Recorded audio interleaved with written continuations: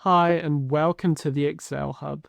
Today we're learning error handling in Excel using functions like IFERROR, ISNA, and IF.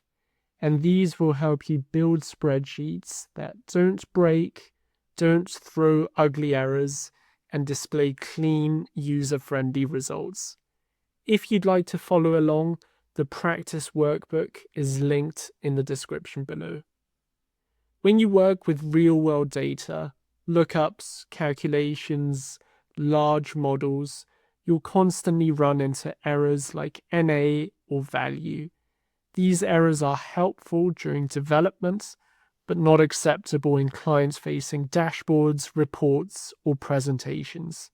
So let's try to fix them. Let's start with IFERROR, which is the simplest way to clean error-filled outputs. Here we have lookup results. Some are valid, but others return NA. And here's the formula. We type equals IFERROR. We select the cell, comma, and then add the value if it is an error. So we'll type not found. This tells Excel if B3 works, then show the result. If it is an error, then display not found. If you drag it down, instantly the errors become clean messages, whereas you can see 2.8 is a valid value, so it returns the value as it is.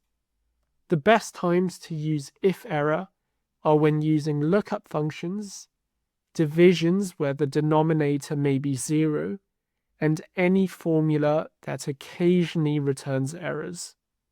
Where the next function may be better suited is when errors indicate a real problem or when you need to check why something failed.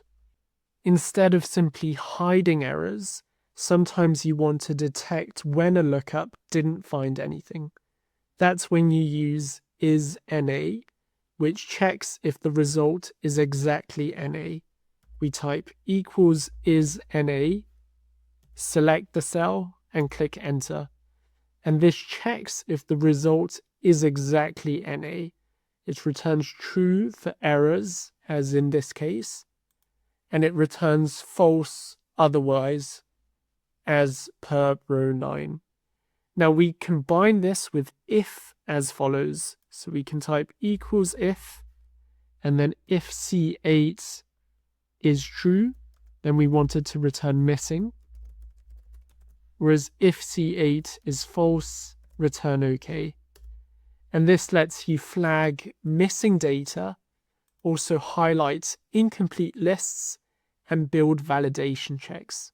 Therefore, IFERROR masks errors, while ISNA plus if detects errors, and both have their own use. Now let's look at a real-world example, grading scores with missing values. Here we have a list of student scores, but one entry is missing and shows NA. We want greater than or equal to 75 to show pass, below 75 to show fail, and missing scores to show no score. So let's type the following. Equals IFERROR followed by if, and then we want the condition to be if B13 is greater than or equal to 75, return pass. If the condition does not hold, return fail. And if there is an error, return no score. We can then drag this all the way down.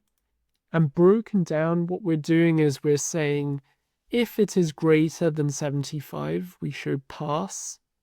If not, then show fail. And if error replaces errors with a clean label. And this is the type of formula used in dashboards and reporting tools when you want the logic to be as bulletproof as possible. And that wraps up our session on error handling in Excel. Please give this video a thumbs up if you found it useful, and subscribe to the Excel Hub for future Excel tutorials, techniques, and examples.